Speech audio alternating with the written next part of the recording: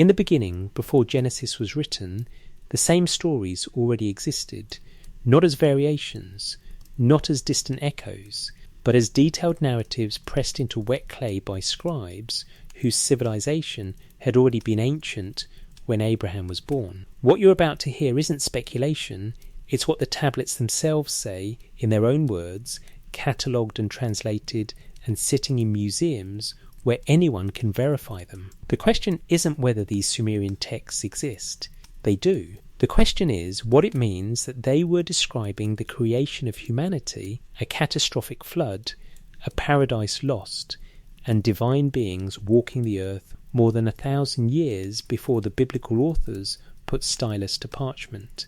This is an investigation of primary sources, cuneiform inscriptions with museum catalogue numbers, archaeological contexts with excavation dates, scholarly translations with citations. If you've ever wondered where the stories in Genesis came from, or whether they came from anywhere at all, the answer is written in a script most people will never read, preserved on fragments most will never see, describing a worldview that predates Moses by millennia. Take a moment, if you'd like, to share where you're listening from and what time it is. This journey spans 4,000 years and crosses the boundary between what we think we know and what the ancient world insists we remember. Let's begin where the discovery itself began, not in Mesopotamia, but in a quiet room in London, where a man was about to read something that shouldn't have existed. Dust beneath Russell Square, November 1872. The British Museum, a second-floor workroom overlooking the bare plane trees in Russell Square, London. George Smith sat at a wooden table scattered with fragments of baked clay. He was not a university scholar. He was a banknote engraver by trade, self-taught in the wedge-shaped script called Cuneiform, hired by the museum to help catalogue the tens of thousands of tablets excavated from the ruins of Nineveh in what is now northern Iraq. The tablets had been sitting in storage since the 1850s, brought back by Austin Henry Layard during his excavations of the ancient Assyrian capital. Most were administrative records, grain receipts, tax documents, royal correspondence, tedious work, essential work, the kind of labour that builds empires of knowledge one broken piece at a time. But on this particular day, George Smith was reading something different.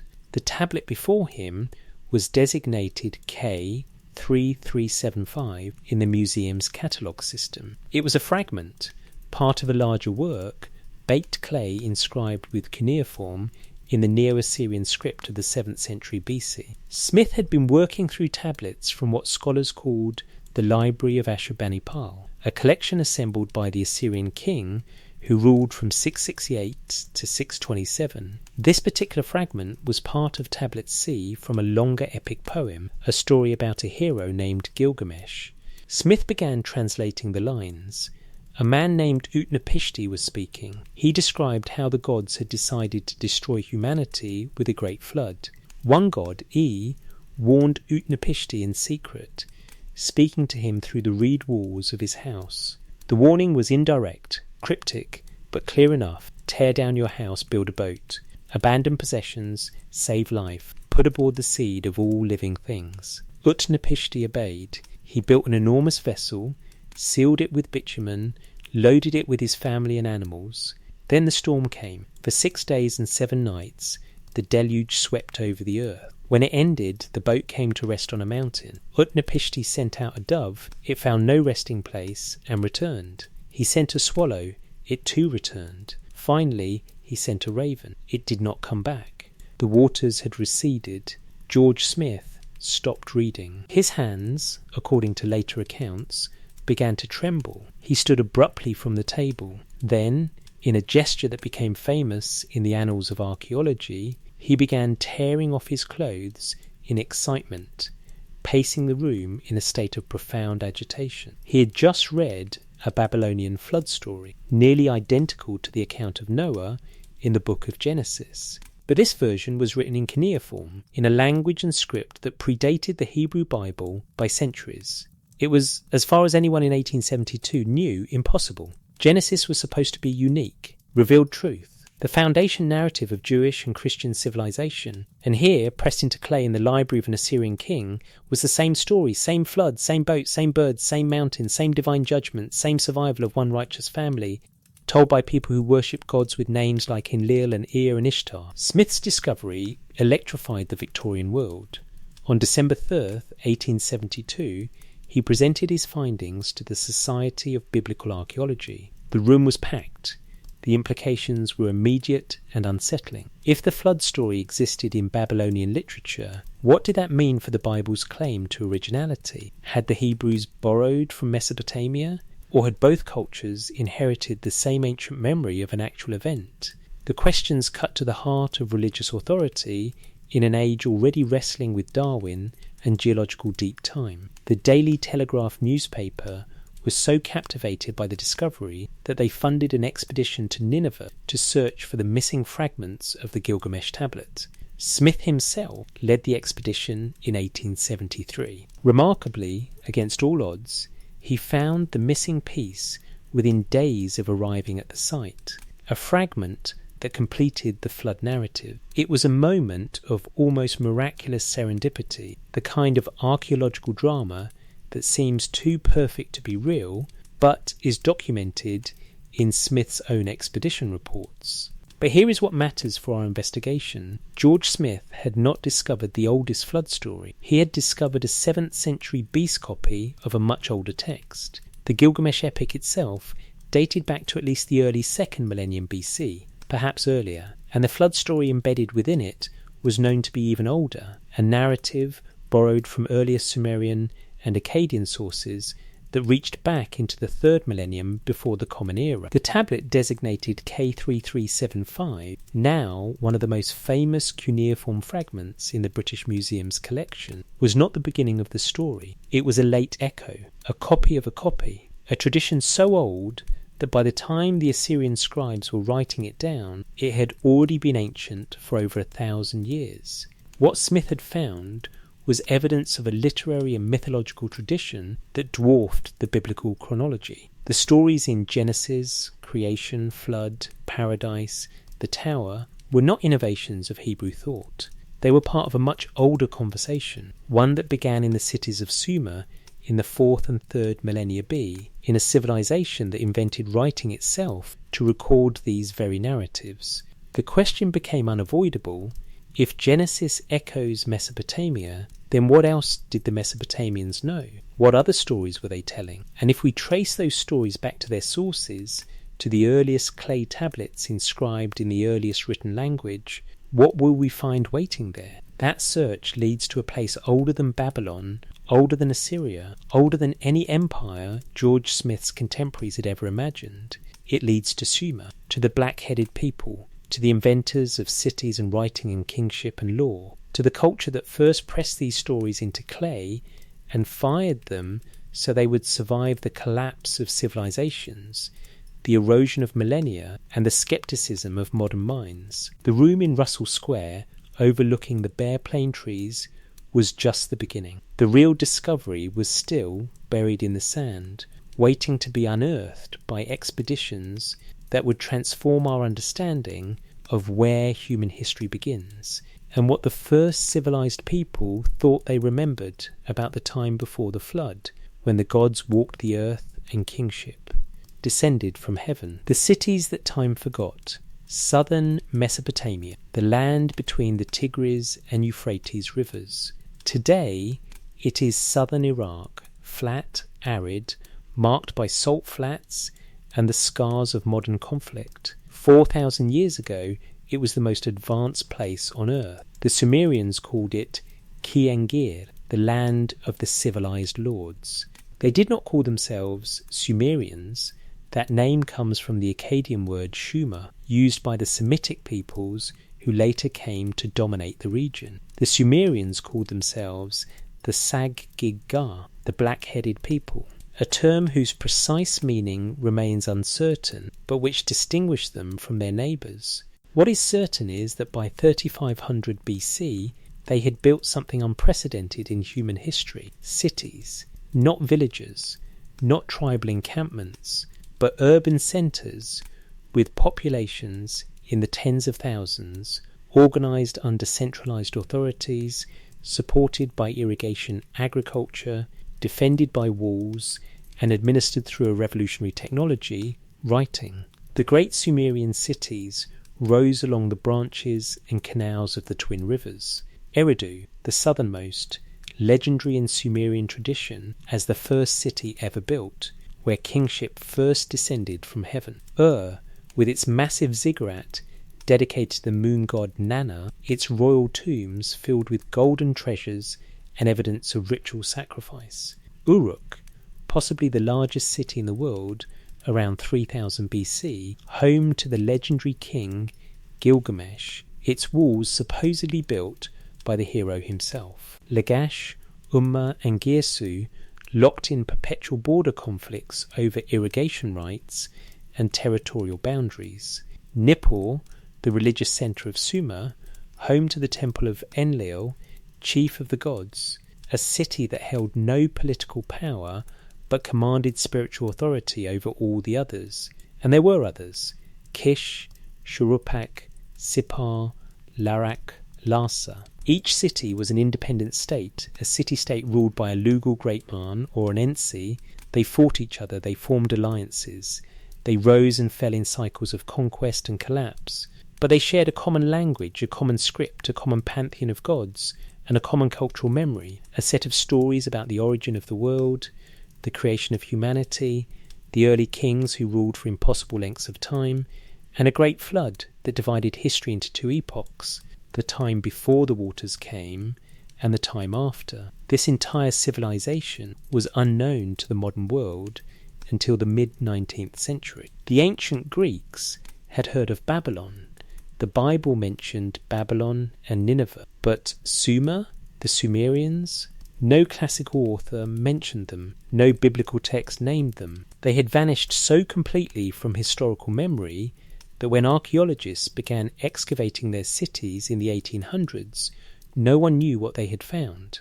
The Sumerian language was unreadable. The script was called Cuneiform, wedge-shaped, but it could not be deciphered without a bilingual key. Even the existence of a pre-Babylonian civilization in southern Mesopotamia was hotly debated. The rediscovery began with curiosity and imperialism, the dual engines of 19th century archaeology. European powers, Britain, France, Germany, were competing for influence in the Middle East, and ancient artefacts became symbols of cultural prestige. Wealthy collectors and ambitious diplomats funded excavations.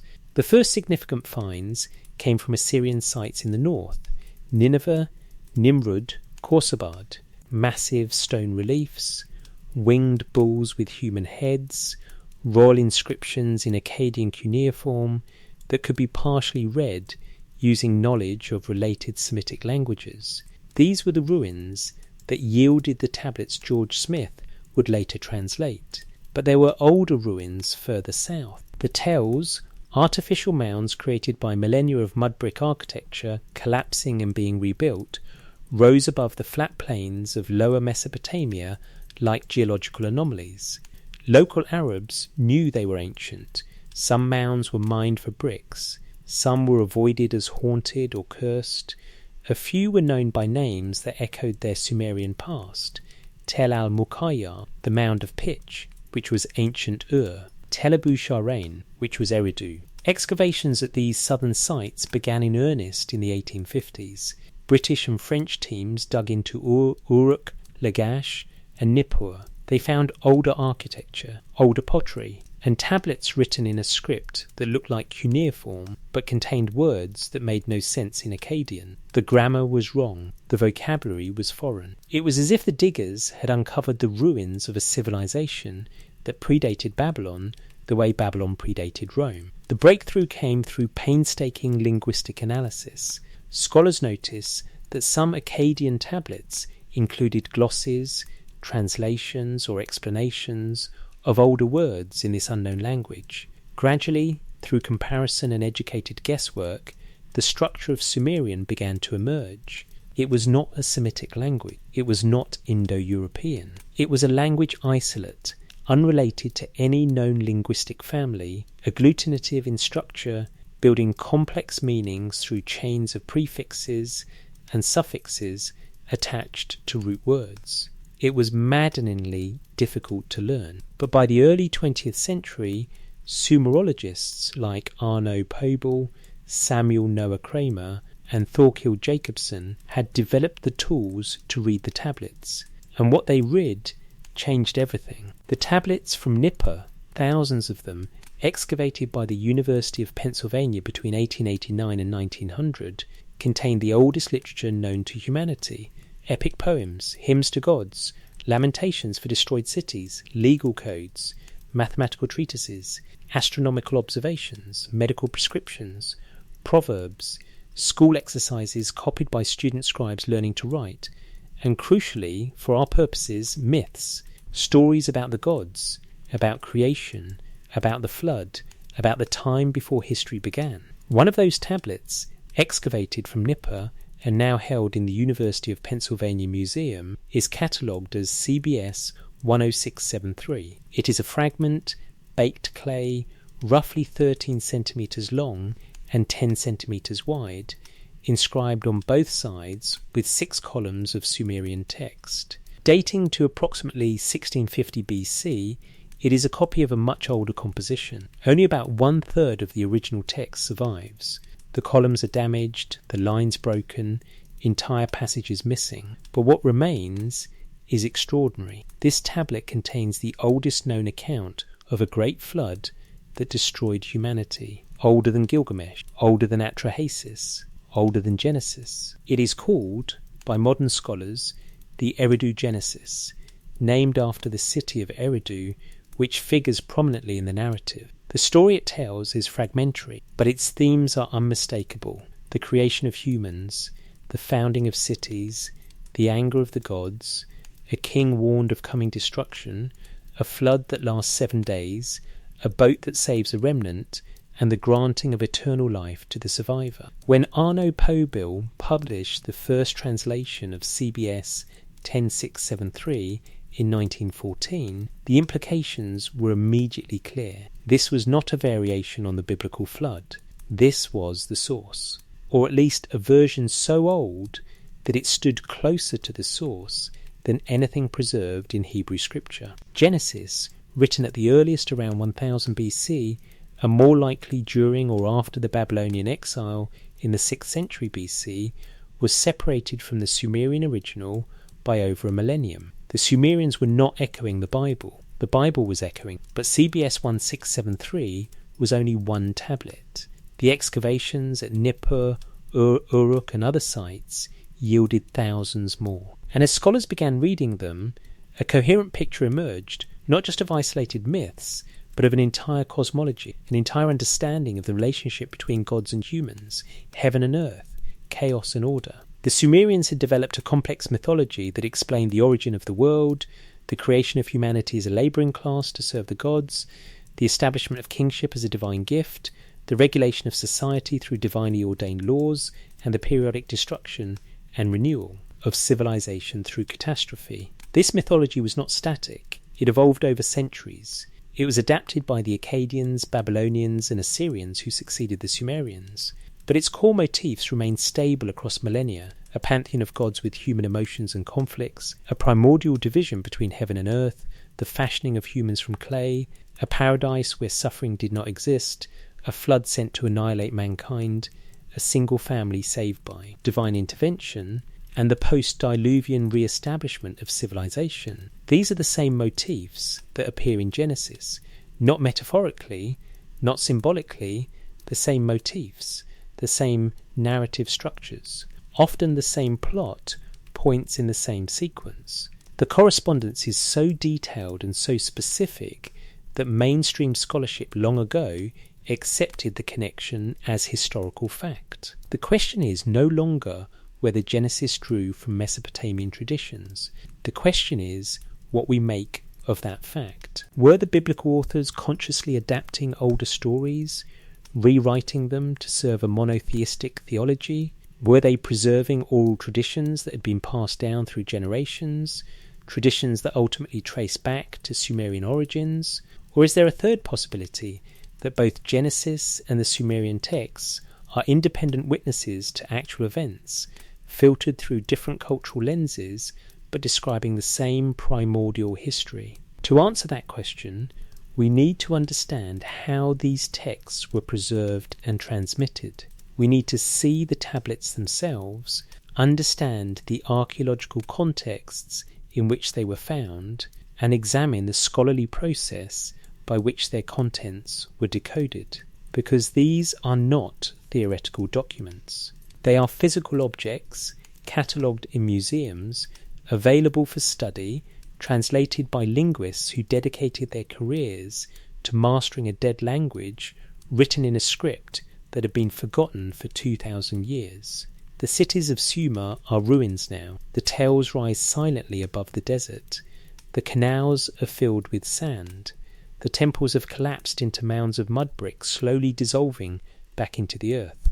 But the tablets survive. Baked in antiquity, either intentionally or in the fires that destroyed the buildings where they were stored, the clay became ceramic, durable, nearly indestructible, capable of lasting millennia if kept dry. When archaeologists excavated the ruins, they found libraries, entire rooms filled with tablets, some still stacked in the order they had been placed by ancient scribes. The words those scribes wrote 4,000 years ago can still be read today, and what they wrote tells a story that predates Genesis, parallels Genesis, and forces us to reconsider everything we thought we knew about the origin of the biblical narrative. The black-headed people are gone, their cities are dust, their language is dead, but their voices remain, pressed into clay, waiting to be heard by anyone willing to listen. Voices written in wet clay. Cuneiform. The word comes from the Latin cuneus, meaning wedge, describing the shape of the impressions made when a reed stylus is pressed into soft clay. It is the oldest writing system in the world, still decipherable by modern scholars. It was used continuously for over 3,000 years, from approximately 3200 BC until the 1st century C, spanning the entire history of ancient Mesopotamia from the Sumerians through the fall of Babylon to the Persian and Hellenistic periods. But for 2 millennia after its abandonment, no one could read it. The last person who could fluently read cuneiform probably died sometime in the 1st century of the Common Era, as Aramaic and Greek replaced the old languages of the Near East. The script became a mystery, its wedge-shaped marks as indecipherable as the carved symbols on the stones of prehistoric monuments. Travellers in the Middle East in the 17th and 18th centuries reported seeing inscriptions on ancient ruins, rock faces at Persepolis, bricks from Babylon, covered in strange angular marks that looked like bird tracks or decorative patterns. Some speculated they were ornamental. Others thought they might be a form of writing, but could not imagine how to begin reading them. The key to cuneiform, like the key to Egyptian hieroglyphics, came through bilingual inscriptions. At a place called Behistun in western Iran, a massive rock relief carved during the reign of the Persian king Darius I, 522-486 BE, displayed the same royal proclamation in 3 languages, Old Persian, Elamite, and Babylonian Cubate. The Old Persian script, being the simplest and most regular, was deciphered first in the 1830s and 1840s by scholars including Sir Henry Rawlinson, who famously risked his life climbing the cliff face to copy the inscriptions. Once Old Persian was understood, it provided a translation key for the Babylonian text, and from Babylonian, the structure of Akkadian cuneiform began to reveal itself. But Akkadian was only the beginning. Akkadian is a Semitic language related to Hebrew and Arabic, with a grammar and vocabulary that could be understood using comparative linguistics. The thousands of tablets being excavated from Assyrian and Babylonian sites in the mid-19th century were mostly written in Akkadian, and by the 1850s, scholars could read them with reasonable confidence. This is how George Smith was able to translate the Gilgamesh flood narrative in 1872. It was written in Akkadian, in a script and language that, while ancient, was now accessible. But then came the tablets from the south, from Nippur Uruk Lagash, written in a language that was not Akkadian, a language that appeared older, stranger, structurally incompatible with the Semitic language family. This was Sumerian. The Akkadian-speaking Babylonians and Assyrians had preserved Sumerian as a classical language, the way medieval Europeans preserved Latin. Scribal schools in Babylon taught Sumerian grammar. Bilingual dictionaries listed Sumerian words with their Akkadian equivalents. Religious rituals included Sumerian hymns alongside Akkadian prayers. This preservation was a godsend for modern scholars. By comparing bilingual tablets, texts written in both Sumerian and Akkadian, linguists could begin to decode Sumerian vocabulary and grammar. It was slow work. Sumerian is agglutinative, meaning grammatical relationships are expressed by adding prefixes, infixes and suffixes to root words, creating long compound forms that pack multiple meanings into a single term. The word order is different from Akkadian. The phonology is uncertain. We know how cuneiform signs were pronounced in Akkadian, but Sumerian pronunciation can only be guessed at from later conventions. Arno Pobel, a German-American scholar working at the University of Pennsylvania in the early 20th century, was one of the pioneers of Sumerian grammar. His 1914 publication of CBS 10673, the Nippur Flood Tablet, was a landmark in the field, not just because of the tablet's content, but because it demonstrated that Sumerian literary texts could be read and understood. Samuel Noah Kramer, who spent much of his career at the University of Pennsylvania Museum working through the Nippur collection, published dozens of Sumerian myths, epics and hymns in the mid-20th century, earning him the title The Man Who Discovered Sumer. Thorkild Jacobson, teaching at the Oriental Institute of the University of Chicago, produced elegant translations of Sumerian and Akkadian literature, including a widely cited 1981 translation of the Eridu Genesis. These men and their colleagues, linguists, philologists, archaeologists, spent decades learning to read a language that had been silent for 2,000 years. The process of reading a cuneiform tablet is more complex than simply translating words. The tablets are often damaged, clay cracks, pieces are missing, inscriptions are worn. Some tablets were burned in ancient fires, which actually helps preserve them by baking the clay into ceramic, but the burning can also distort the surface. Scribes made errors, skipped lines, repeated sections, used archaic spellings. Different tablets preserve different versions of the same text, with variations in wording, sequence or content. Scholars must compare multiple exemplars, reconstruct missing sections using parallels, and interpret ambiguous grammar and vocabulary using context. Take CBS 1673 as an example. It is not a complete text. Only the lower third of the tablet survives. The top 2/3, which would have contained the opening of the Eridu Genesis, probably including a creation account and the establishment of the first cities, are lost. What remains are 6 columns of text, 3 on each side, each column containing between 10 and 15 lines. The complete tablet would have had approximately 260 lines. We have fewer than 100. The preserved sections begin in the middle of a narrative. The goddess Nintur, another name for Ninhursag, the mother goddess, is reflecting on the state of humanity. The text describes the founding of 5 cities, Eridu, Bad Tabira, Larak, Sippar and Shuruppak, and assigns each city to the protection of a specific god. This section is fragmentary, with gaps in the lines, but the overall meaning is clear. Civilization is being established, kingship is being instituted, and the gods are organizing human society.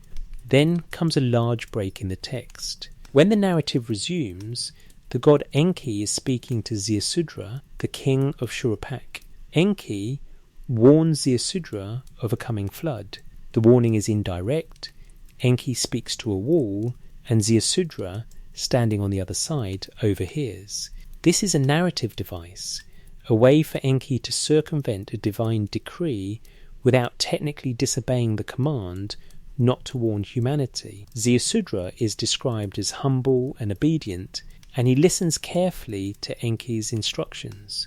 The instructions themselves are mostly missing, but they almost certainly included the command to build a boat, as in later Mesopotamian flood stories. Another gap. The next surviving section describes the flood itself. A storm wind comes. The flood sweeps over the land. It lasts 7 days and 7 nights, a detail echoed in later versions. When the sun god Utu returns and the waters recede, Ziusudra emerges from the boat and offers a sacrifice of an ox and a sheep. The gods smell the offering and gather around it. There is another break, and then the final lines describe the gods Anu and Enlil granting Ziusudra eternal life. He is taken to Dilmun, a mythical land in the east, where he will live forever like a god.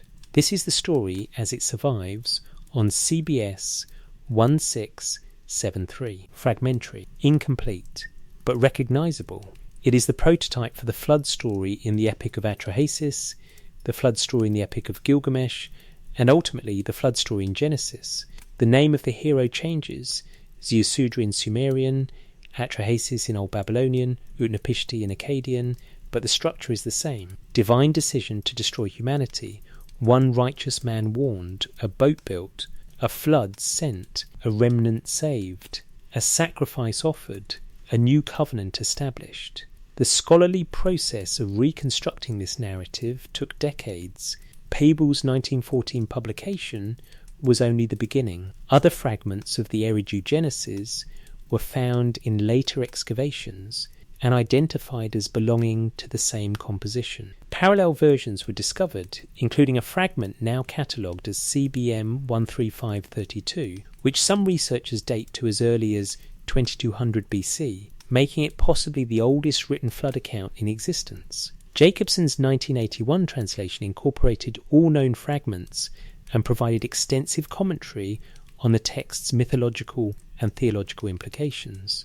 What emerges from this philological work is not speculation. It is text, words written by Sumerian scribes, copied and recopied over centuries, preserved by accident or intention, excavated by archaeologists, translated by linguists. The content of these tablets is not a matter of interpretation in the way religious texts often are. The Sumerian says what it says. Scholars can debate nuances, argue over difficult grammatical constructions, propose alternate readings of damaged sections, but the basic narrative is not in doubt. The same is true for the other tablets we will examine. The Sumerian king list, preserved on multiple exemplars, including the Weld Blundell Prism WBB 444, held at the Ashmolean Museum in Oxford. The Epic of Atrahasis, known from tablets excavated at Sippar and held in the British Museum 1989 0426 236, and related fragments. The Enuma Elish Creation Epic, preserved on 7 tablets from the Library of Ashurbanipal 3473, and related. The myths of Enki and Ninhursag, of Lahar and Ashnan, of Adapa and the South Wind. Each of these is a physical document, excavated from a specific archaeological context, catalogued in a museum collection, readable by anyone trained in cuneiform. These tablets are not religious scriptures for us. They are historical documents. They tell us what the Sumerians, Akkadians and Babylonians believed about the origin of the world and humanity. They tell us what stories they told, what explanations they gave for human existence, what framework they used to make sense of their place in the cosmos. And crucially, they tell us these things in a form that predates the Hebrew Bible by centuries or millennia. When we read these texts alongside Genesis, the parallels are not subtle, they are explicit. The creation of humans from clay, the garden paradise where suffering does not exist, the forbidden knowledge that brings mortality, the divine beings who descend to mate with humans, the decision to destroy humanity with water, the one family saved by divine favour, the tower built to reach heaven. These motifs appear in both traditions, often in the same sequence, sometimes with the same narrative details. Mainstream biblical scholarship long ago incorporated this evidence. Commentaries on Genesis routinely discuss Mesopotamian parallels. Academic Bibles include footnotes comparing Genesis 1:11 to Sumerian and Babylonian myths. Theological seminaries teach future clergy about the ancient Near Eastern context of the Hebrew Scriptures. This is not fringe theory, it is consensus. But consensus in academia does not always filter into popular consciousness. For many people encountering these parallels for the first time, the implications are jarring. If Genesis draws from older sources, does that undermine its authority? If the flood story is Mesopotamian, does that make it myth rather than history? These are not easy questions, and they cut to the heart of how we understand sacred texts, historical memory, and the transmission of ancient traditions. What the tablets themselves do not tell us is whether these stories describe real events. The Sumerians presented them as ancient history, as things that happened in the distant past, in the time before the flood, when kingship descended from heaven and gods walked among men. But ancient history, in their worldview, included elements that modern readers would classify as mythological: gods who created humans to perform labour, lifespans lasting thousands of years, divine councils making decisions about humanity's fate. The question is not whether the tablets exist. They do. The question is what they mean. And to explore that question, we need to look at specific texts one by one, examining their content, their context, and their relationship to the Genesis narratives we think we know. We begin with one of the strangest documents to survive from the ancient world, a list of kings who ruled before the flood, reigning for thousands of years each, until the waters came and swept everything away, when the kingship descended from heaven. The World Blundell Prism sits in the Ashmolean Museum at Oxford University, catalogue number AN 1923.444. It is a clay prism, four-sided, approximately 20 centimetres tall, inscribed on all four sides with columns of cuneiform text in the Sumerian language. It was acquired by Herbert Weld Blundell, a British collector and archaeologist, during excavations in southern Mesopotamia in the early 1920s. Specifically, it was found at Larsa, one of the ancient Sumerian city-states. The prism is dated to approximately 1800 BC, which places it in the Old Babylonian period, but the text it preserves is much older. This is the most complete surviving copy of the Sumerian king list. The king list is precisely what its name suggests, a chronological catalogue of rulers who governed the cities of Sumer and Akkad, from the mythological origins of kingship down to approximately 1827 BCE. It is a political document compiled to legitimize the dynasty ruling at the time of its composition by demonstrating that political authority in Mesopotamia passed in an unbroken succession through divinely appointed rulers. But it is also something stranger, a text that presents mythological and historical rulers in the same linear chronology, without distinguishing between them, as if both were equally real. The king list begins with a statement that has become famous among scholars of ancient Mesopotamia. After kingship descended from heaven, the kingship was in Eridu. This single line encapsulates the Sumerian conception of political authority. Kingship is not a human invention, it is a divine gift, lowered from the celestial realm to earth, established first in the city of Eridu, the most ancient of all Sumerian settlements, the city sacred to the god Enki. The list proceeds to name the first king of Eridu Alulim, and states that he ruled for 28,800 years. 28,800 years, not 28 years, not 280 years, 28,000. The number is explicit. The cuneiform is unambiguous.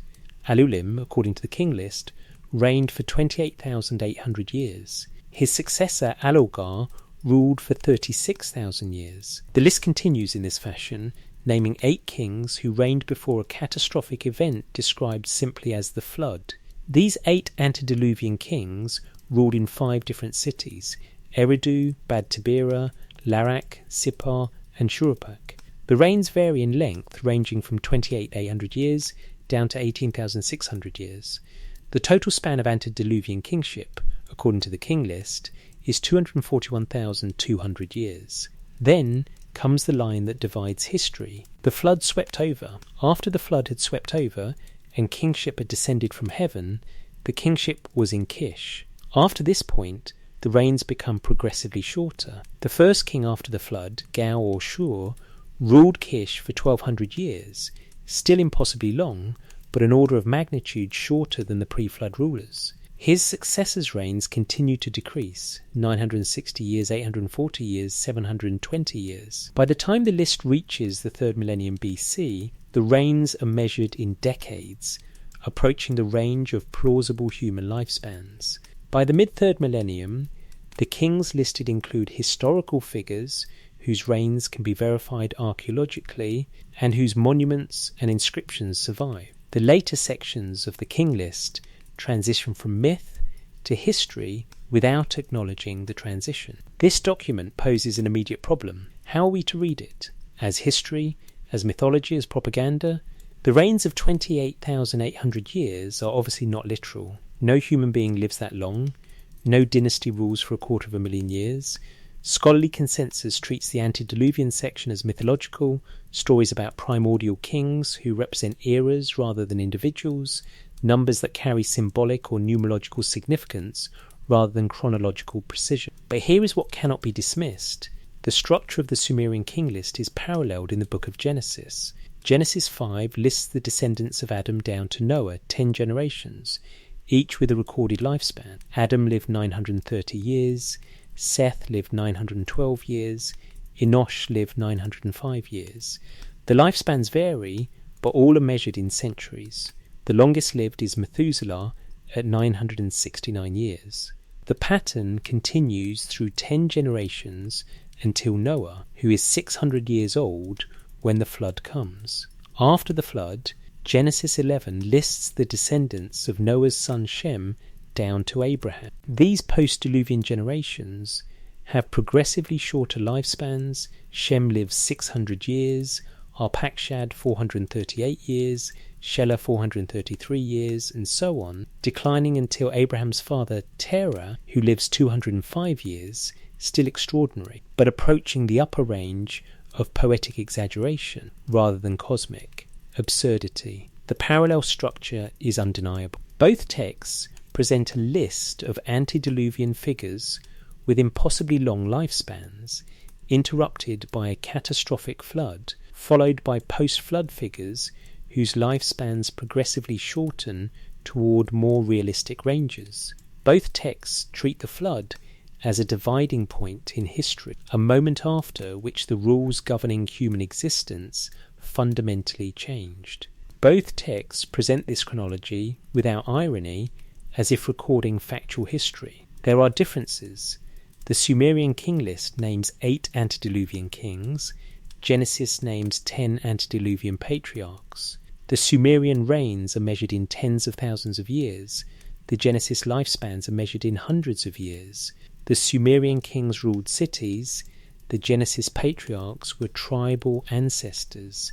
But the pattern, the framework, is the same. Scholarly theories to explain the parallel vary. Some suggest that the Genesis genealogies are directly influenced by Mesopotamian traditions, adapted and compressed to fit Hebrew theology. Others propose that both traditions draw from a common cultural memory in the ancient Near East, a shared mythopoetic framework for understanding deep time before recorded history. Still, others argue that the numbers in both texts are symbolic, encoding astronomical or mathematical concepts rather than literal chronology. But there is a detail in the king list that complicates all these explanations.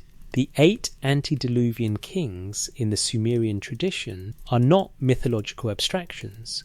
Some of them appear in other Sumerian texts, where they are treated as actual rulers who performed actual deeds. The last of the 8, for example, is Ubaratutu, king of Shuruppak. He is mentioned in the Eridu Genesis CBS 1673 as the father of Ziusudra. the flood hero. Ziusudra is not a king in the king list. His name does not appear in the antediluvian section, but his father's name does.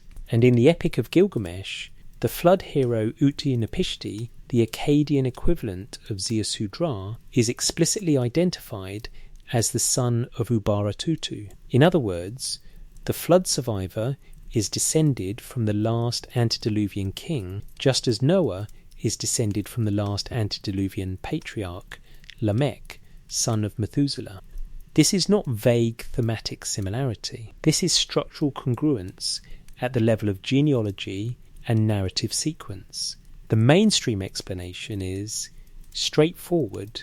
The Hebrew scribes who composed or compiled Genesis were familiar with Mesopotamian traditions, either directly through cultural contact or indirectly through oral transmission. During the Babylonian exile, 586-538 BC, educated Israelites lived in Mesopotamia and would have encountered these stories in their host culture. They adapted the king list framework to fit their own ancestral narratives, transforming Mesopotamian kings into Hebrew patriarchs, reducing the absurdly long reigns to merely implausible lifespans, and embedding the flood story within a genealogical structure that connected the primordial past to the more recent past of Abraham, Isaac, and Jacob.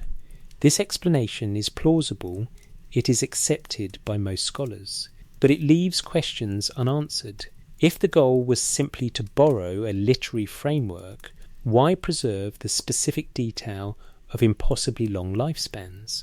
Why not just list ancestors with normal ages? If the flood story was being adapted for monotheistic purposes, why keep the structure of a pre-flood golden age inhabited by long-lived figures? The Genesis genealogies serve no obvious theological purpose. They do not advance the narrative of Israel's covenant relationship with Yahweh. They do not explain Hebrew law or ritual. They are simply there at the beginning of the text, presenting a chronology that parallels, sometimes point by point, the Sumerian king list. Alternative interpretations exist, though they are less commonly discussed in academic contexts. One is that both traditions preserve a historical memory, distorted by oral transmission over millennia, of an actual pre-flood era when human lifespans were longer, or were at least perceived to be longer, due to different methods of reckoning time, genealogical compression, or symbolic age. Attribution. Another is that the numbers are not meant to be read as durations at all, but as encoded information, astronomical cycles, dynastic succession formulas, or numerological symbols whose significance has been lost. A third possibility, rarely articulated in scholarly literature, but persistent in alternative research, is that the texts mean what they say, that there were rulers in antediluvian times whose lifespans or reigns extended far beyond the modern human norm for reasons now forgotten or dismissed as impossible, and that both the Sumerian and Hebrew traditions preserve echoes of this reality. What is certain is this: the World Blundell Prism is not a forgery. It is a genuine artifact, dated by paleographic analysis to the early 2nd millennium BCE. The text it contains is older, compiled from earlier sources now lost. The genealogies in Genesis 5 and 11 are not later additions. They are integral to the priestly source material that forms the framework of the Pentateuch. Both documents exist. Both present the same basic chronological structure. Both divide history into pre-flood and post-flood periods. Both associate the earlier period with extraordinarily long lifespans or reigns, and both locate the transition at the moment of a great flood that reset human civilization. The question is not whether the parallel exists. It does. The question is what the parallel tells us about how these cultures understood their own past, and whether that understanding was entirely mythological or whether it contained fragments of something older, memories, garbled and embellished, but memories nonetheless, of a time when the world was different and kingship had only just descended from heaven. The Tablet of the Waters Rising. Return to CBS 1673, the Nippur Flood Tablet. Lower third of a baked clay document, 6 columns of Sumerian cuneiform held in the University of Pennsylvania Museum, dated to approximately 1650 BC, the oldest extant copy of the flood story, though the composition itself is certainly older. This is the Eridu Genesis, and its content is worth examining in detail, not for what scholars have said about it, but for what it actually says, line by line, in translation, as close to the original as modern Sumerology can reconstruct. The tablet begins mid-narrative. The opening is lost. What survives starts with the goddess Nintur, also called Ninhursag, or Ninti, the mother goddess, the lady of the mountains, the birth goddess of the Sumerian pantheon, speaking about humanity. The lines are fragmentary, but the sense is that she is reflecting on the current state of the human race, which has apparently forgotten its origins or fallen into disorder. The exact nature of humanity's transgression is not preserved in the surviving text, but the narrative quickly shifts to a divine solution, the establishment of cities. The text lists 5 cities, each assigned to a specific deity. Eridu belongs to the god Enki, Sumerian god of water, wisdom and magic. Bad Tibera belongs to an unnamed deity, possibly Dumuzi. Larak belongs to Pabulsag. Sipar belongs to the sun god Utu. Shurupak belongs to the healing goddess Ninlil, or possibly Sud in this context. These 5 cities are not random. They reappear in other Sumerian texts as the antediluvian cities, the urban centres that existed before the flood destroyed civilization. The list in the Eridu Genesis matches the list in the Sumerian king list. This is not coincidence. This is shared tradition, a cosmology in which specific cities were foundational, primordial, established by the gods themselves before disaster struck. After the description of the cities, there is a large lacuna, a gap in the text where the top portion of the tablet is missing. When the narrative resumes, the perspective has shifted. We are now hearing about Ziusudra, king of Shuruppak. He is described with 2 epithets, humble and obedient, qualities that mark him as a pious ruler, attentive to the will of the gods. Ziusudra is performing some kind of ritual or prayer when he overhears a conversation between gods. The text is explicit about the mechanism the god Enki is speaking, but not directly to Ziusudra. Enki is speaking to a wall, a reed wall, specifically the kind of woven reed screen that would have been common in Sumerian architecture, and Ziusudra, standing on the other side of the wall, listens. This is a narrative device with deep implications. The gods have decreed that humanity will be destroyed, and they have agreed not to warn anyone. But Enki, who has a special relationship with humans, he is their creator in many myths, wants to circumvent the decree without technically violating it. So he speaks to a wall, knowing that Ziusudra is on the other side.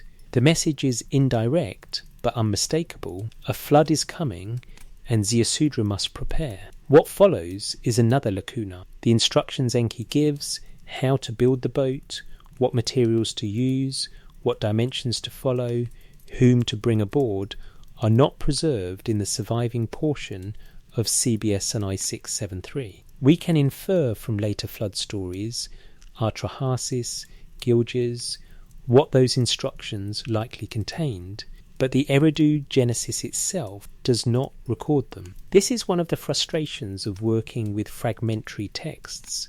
The most crucial parts are often missing. The narrative resumes with the flood itself. The description is brief but vivid. A storm wind comes.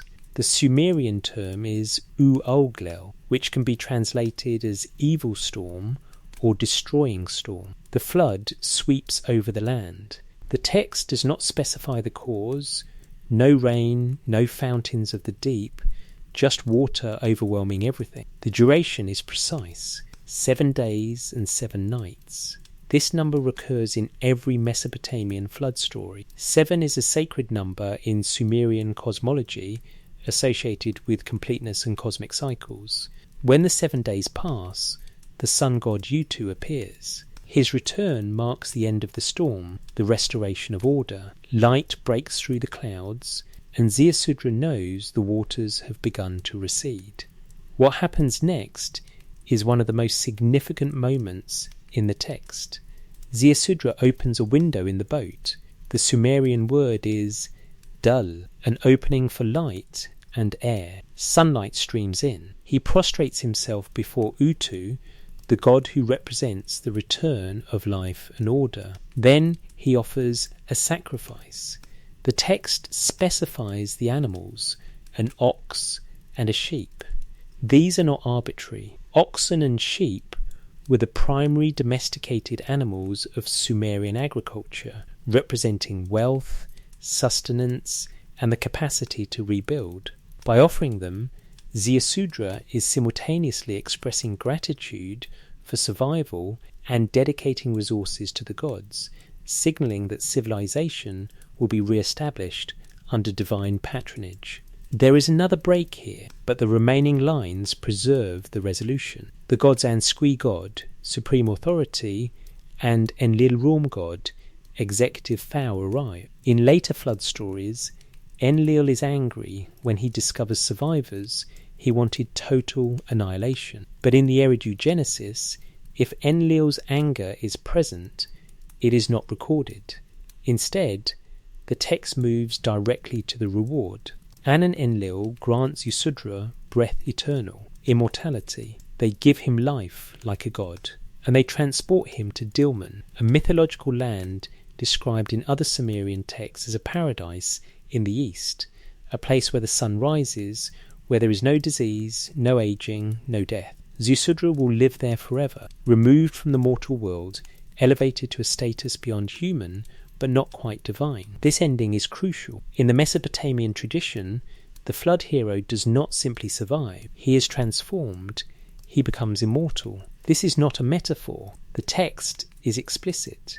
Ziusudra will not die. He has been taken to a place outside normal existence, and he will dwell there for eternity. This motif recurs in later flood stories. In the Epic of Gilgamesh, Utnapishti, the Akkadian version of Ziusudra, tells the hero Gilgamesh that after the flood, the gods granted him and his wife eternal life, and they were taken to a distant land at the mouth of the rivers. Gilgamesh seeks Utnapishti precisely because he wants to learn the secret of immortality. The flood survivor is not just a historical figure, he is the one human who escaped death. Genesis has no equivalent to this ending. Noah does not become immortal. He does not ascend to a paradise beyond the world. He lives on, he plants a vineyard, he gets drunk, and eventually he dies at the age of 950 years.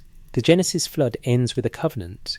God promises never again to destroy the earth with water, and he sets a rainbow in the sky as a sign of that promise. It is a theological resolution focused on divine commitment and human responsibility, but it lacks the mythological elevation present in the Sumerian tradition. The differences between the Eridu Genesis and the Genesis flood are significant, but the similarities are more striking. Both feature a righteous man chosen for survival. Both involve a divine warning delivered in a manner that respects divine protocol. Enki speaks to a wall, Yahweh speaks directly to Noah, but in the context of a private revelation. Both involve the construction of a vessel designed to preserve life. Both floods last a specified period, 7 days in Eridu Genesis, 40 days and nights in Genesis 7:17, or 150 days in Genesis 7:24.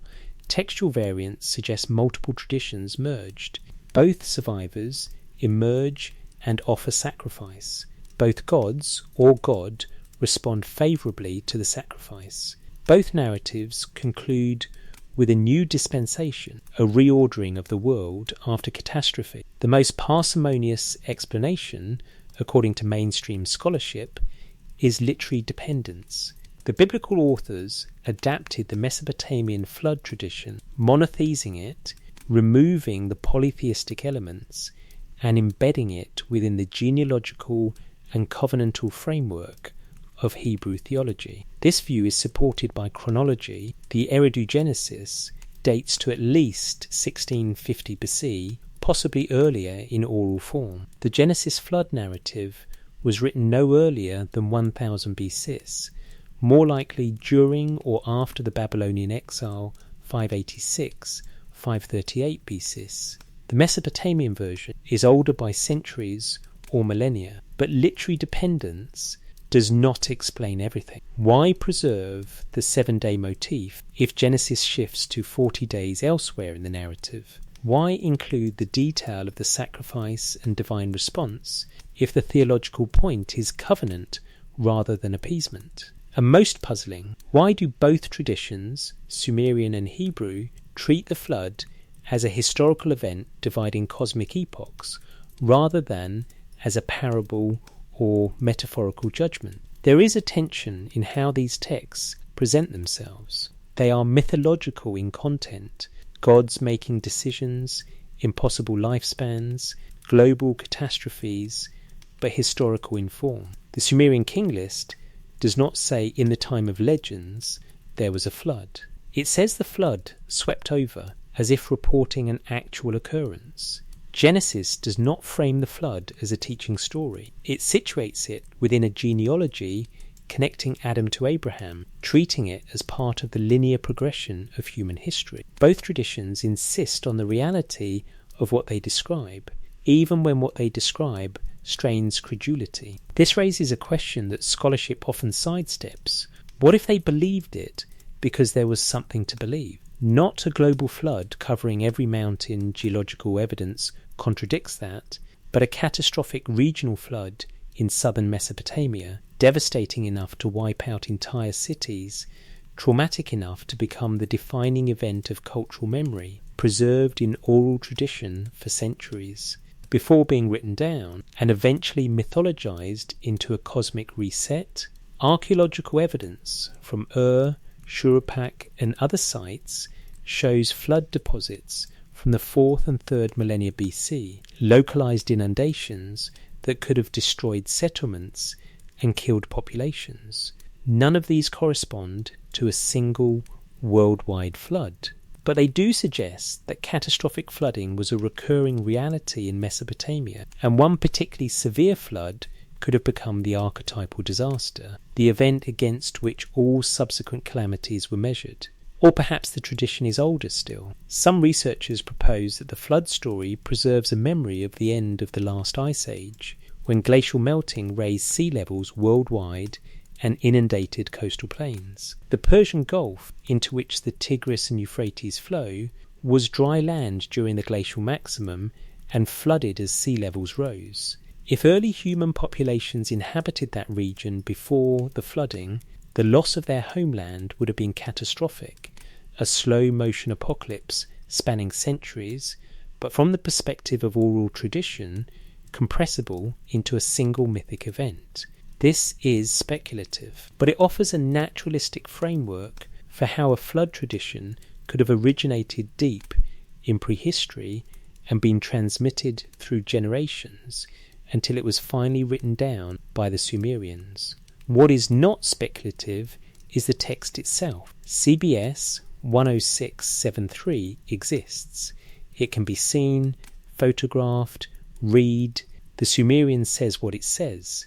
And what it says is that long ago, before the flood, there were cities and kings and a divine decision to destroy, and one man was warned, and he built a boat, and he survived, and the gods granted him eternal life in a land beyond mortal reach. That is the story the Sumerians told, and it is, in structure and theme, the story that reappears in Genesis. Whether it is history, myth, or distorted memory of history is a question the tablets themselves cannot answer, but they make clear that Genesis was not the first to tell it, when the gods grew weary of noise. The British Museum houses 3 tablets catalogued under the numbers 1889, 0426 234, 1889, 0426 235, and 1889, 0426 236. They are fragments of a longer composition excavated from Sippar in southern Mesopotamia in the late 19th century. The tablets are written in Old Babylonian Akkadian, dated to approximately 1635 BC, though the composition they preserve is older. This is the Epic of Atrahasis, and it tells a more complete story than the fragmentary Eridu Genesis, a story not just of the flood, but of why humanity was created in the first place, and why the gods decided to destroy what they had made. The epic begins in primordial time, before humans existed.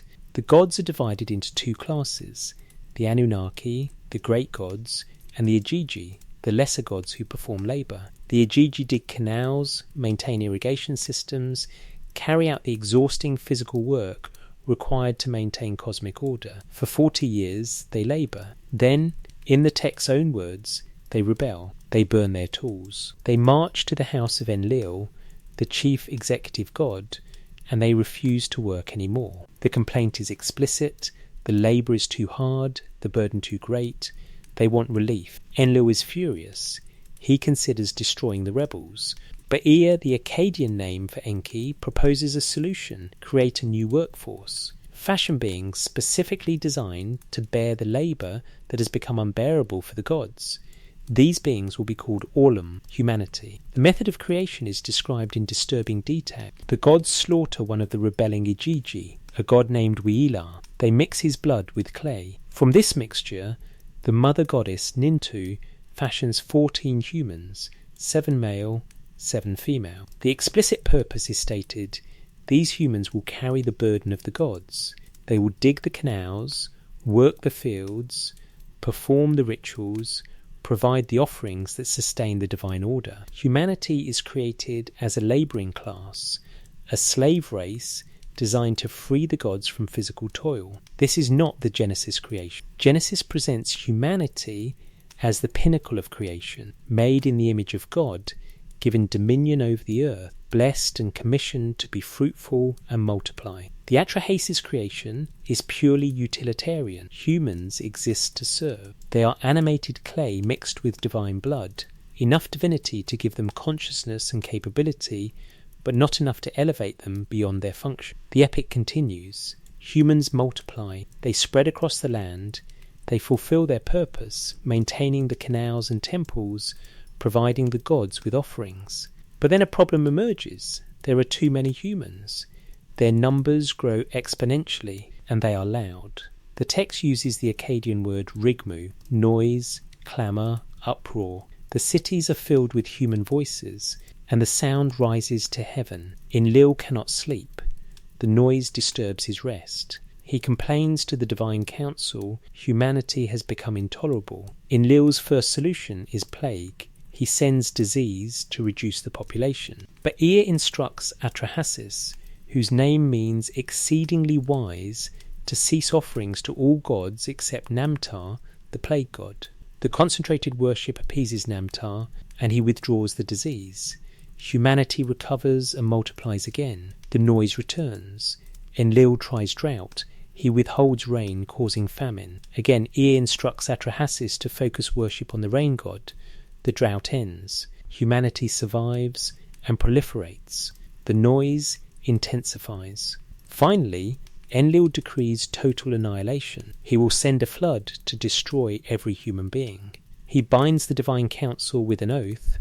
None of them will warn humanity. But Ea, who has a special connection to Atrahasis, finds the same loophole he used in the Eridu Genesis. He speaks to the reed wall of Atrahasis' house, and Atrahasis, listening on the other side, hears the warning. E's instructions are detailed. Build a boat, make it roofed, sealed with bitumen, equal in length and width. Bring aboard your family, craftsmen, animals, representatives of all living things that must survive. Atrahasis obeys. He constructs the vessel. The neighbours mock him. Why is he building a boat in the middle of the city? He tells them Enlil has turned against him, and he must flee to the realm of Ea in the Apsu, the freshwater ocean beneath the earth. The boat is finished. Atrahasis loads it. Then the storm comes. The description of the flood in Atrahasis is the most vivid in Mesopotamian literature. The storm god Adad roars in the clouds. The Anunnaki gods raise torches, setting the land ablaze with lightning. Darkness covers the earth. The noise of the storm drowns out all other sound. Ironically, the cacophony that Enlil sent to silence human noise is louder than anything humanity ever produced. For 7 days and 7 nights, the deluge continues. Even the gods are terrified. They cower like dogs, crouching against the walls of heaven. The mother goddess Nintu wails, regretting her role in creating humans, lamenting that she has allowed her children to be destroyed. When the storm ends, silence, total silence. Atrahasis opens a window, light streams in. He looks out and sees a landscape of mud and death. Everything is water and clay. The cities are gone. Humanity is erased. He weeps. Then he offers sacrifice, an ox and a sheep, as in the Eridu Genesis. The gods smell the offering. They gather around it like flies.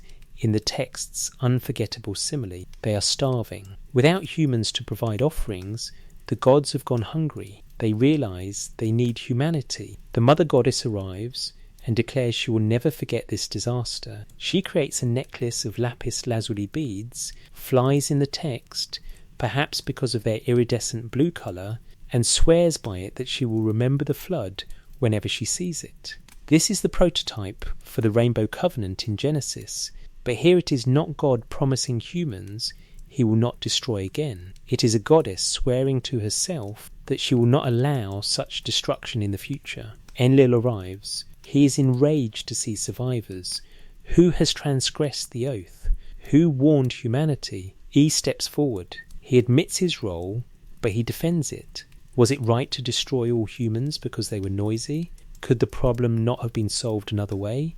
Why punish the innocent along with the guilty? E's argument is essentially utilitarian. The gods need humans, so total annihilation was counterproductive. Enlil is not persuaded, but he accepts the situation. A compromise is reached. Humanity will be allowed to continue, but with new limitations. Some women will be barren. Some infants will die. Demons will snatch children. Human lifespan will be shortened. Population will be controlled, and thus the noise will be manageable. The flood will not need to be repeated because humanity will no longer be able to proliferate without limit. The epic ends with Atrahasis and his wife granted immortality and taken to a distant land at the mouth of the rivers, the same resolution as the Eridu Genesis and later Gilgamesh traditions. The Atrahasis Epic provides context missing from the fragmentary Eridu Genesis. It explains why the flood happened, not because humans were sinful in a moral sense, but because they were too numerous and too loud. The Mesopotamian flood is not divine judgment for ethical transgression. It is population control. It is the response of gods who are anthropomorphic, who sleep, eat, get annoyed, act impulsively, and later regret their actions. Genesis presents a different rationale. Genesis 6 states that Yahweh saw the wickedness of humanity, that every inclination of their hearts was only evil continually, and it grieved him. The flood is moral judgment, punishment for sin. But even in Genesis, there are hints of the older tradition. Genesis 6001 and 4 mentions that the sons of God saw that the daughters of humans were beautiful, and they took wives from among them. Their offspring were the Nephilim, the mighty men of old. This brief enigmatic passage has no clear connection to the flood narrative that follows, but it suggests a tradition of divine-human intermingling before the catastrophe, a theme prominent in Mesopotamian myths about the Anunnaki. Moreover, Genesis preserves the detail that God smelled Noah's sacrifice and was pleased. Genesis 8:21 says, "The Lord smelled the pleasing aroma and resolved never again to curse the ground or destroy every living thing." This is the same motif as the gods gathering like flies around Atrahasis' offering. The phrasing is different. Genesis avoids the crude image of starving gods, but the narrative function is identical. Sacrifice after the flood restores the relationship between divine and human realms. Mainstream scholarship sees Atrahasis as a key source for understanding Genesis. The correspondences are too numerous and specific to be coincidental. The 7-day duration, the boat sealed with pitch, the loading of animals, the sending of birds, the mountain landing, the sacrifice, the divine response, the granting of a covenant or promise. These are not universal flood motifs. Many flood myths worldwide lack these details. They are specific to the Mesopotamian tradition, and Genesis shares that tradition. But Atrahasis also complicates the picture. If Genesis is simply adapting a Mesopotamian story, why change the motivation for the flood from noise to sin? Why eliminate the polytheistic elements but retain structural details like the bird-sending sequence? The Genesis authors were not slavishly copying. They were reinterpreting, transforming a story about divine annoyance into a story about divine justice. Yet they preserved enough of the original framework that the Mesopotamian lineage is unmistakable. This raises a question about transmission. How did these stories move from Sumerian and Akkadian into Hebrew tradition? The standard answer is cultural contact during the Babylonian exile 586-538 BC, when educated Israelites lived in Mesopotamia and encountered these narratives.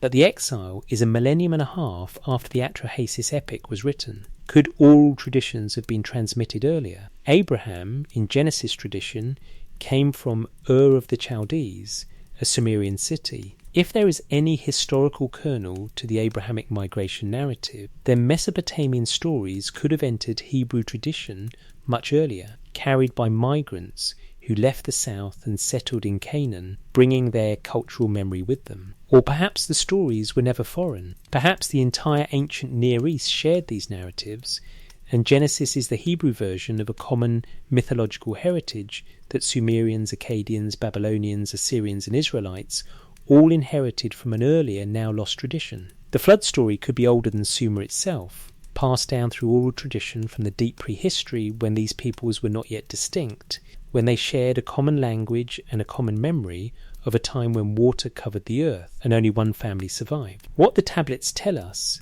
beyond speculation, is that the ancient Mesopotamians believed humanity was created to serve, multiplied beyond control, and was nearly destroyed because the gods found them intolerable. One man was warned, one family survived, and the world that emerged after the flood was different, smaller, quieter, constrained by mortality and suffering. That is the story written in 1635 BC on tablets excavated from Sippar, and that story, in altered form, reappears in Genesis as the foundation narrative of human sinfulness, divine judgment, and covenantal mercy, blood, clay, and the breath of making. In the beginning, according to the Sumerians, humanity did not exist.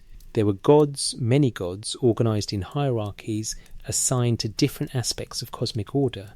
There was earth and heaven, separated after a primordial union. There was water, fresh and salt, the Apsu and Tiamat in Babylonian cosmology. There was potential, but no human consciousness to witness it. The gods performed their own labour, maintained their own order, until the burden became unbearable. Then they created humans to take their place.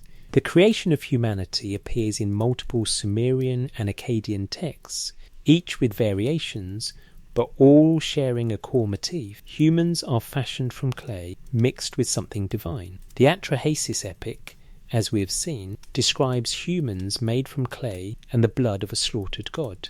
Another text, the Enki and Enuma myth, presents creation as a collaborative effort and a competition between the god Enki and the mother goddess Ninmah, another name for Ninusag. In this version, Enki and Ninmah are drinking beer at a feast celebrating the creation of the first humans. They become drunk and decide to have a contest. Ninmah will create humans with various defects, and Enki must find a role for each one in society. She creates a barren woman, a blind person, a paralysed person, each with limitations.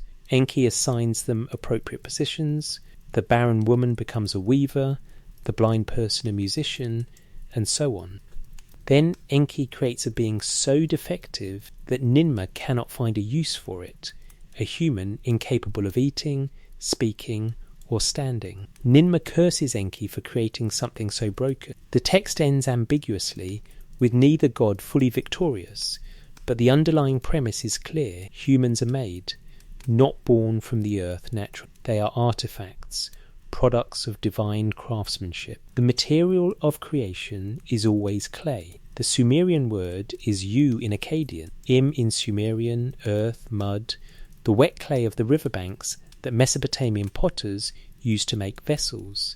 This is not symbolic. In a culture where pottery was the primary technology for creating durable objects, the metaphor of humans as clay pots shaped by divine hands would have been immediate and tangible. Just as a potter mixes clay, adds water, shapes the vessel, and fires it to make it permanent, so the gods mix clay with divine elements, shape humans, and animate them with breath or blood. Genesis 2:7 preserves this same motif with striking clarity. Then the Lord God formed man from the dust of the ground, and breathed into his nostrils the breath of life, and the man became a living being. The Hebrew word for formed is yah, the technical term for a potter shaping clay on a wheel. The word for dust is prur, which can mean dry dust, but in context here implies the moist soil from which plants grow, essentially clay. God is presented as a craftsman, working with earthly material,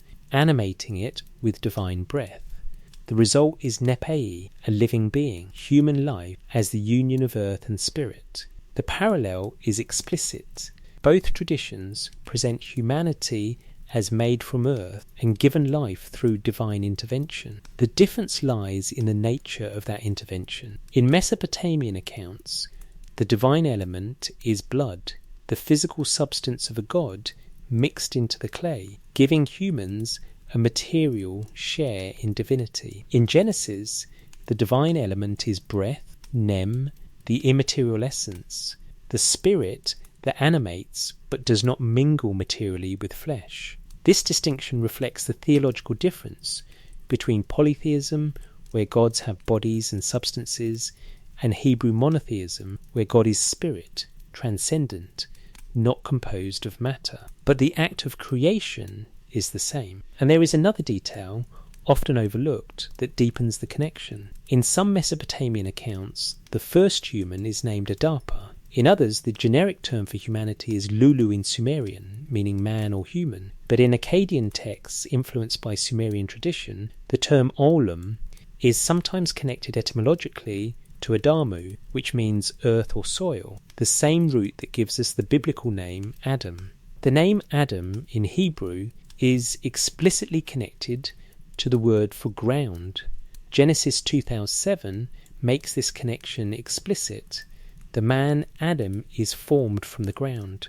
It is a wordplay, a linguistic marker of humanity's earthly origin, but the same connection appears in Akkadian. The first man is Adamu, made from Adamatu, the earth. Whether this is direct linguistic borrowing, shared etymology from a common Semitic root, or coincidental convergence is debated, but the conceptual parallel is undeniable. There is a Sumerian text, fragmentary and difficult to reconstruct, sometimes called The Creation of Mankind, or Enki and Ninmah, which describes the fashioning of humans in even more ritualized detail. Enki calls upon Namu, the primordial mother, to mix clay from the Apsu, the freshwater abyss beneath the earth. The clay is kneaded, shaped, and then animated through a ritual involving birth goddesses. The number 7 appears repeatedly. 7 goddesses, 7 pairs of humans, 7 stages of development. Birth metaphors dominate. Humans are said to be born from the clay womb of the earth, delivered by divine midwives, brought into existence through processes that mirror human reproduction but are elevated to cosmic significance. Genesis has no equivalent detail. The creation of Adam is brief, 1 verse. The creation of Eve is more elaborate, involving Adam's rib and a second act of divine craftsmanship. But the focus is theological rather than procedural. Genesis is not interested in the mechanics of how God made humans.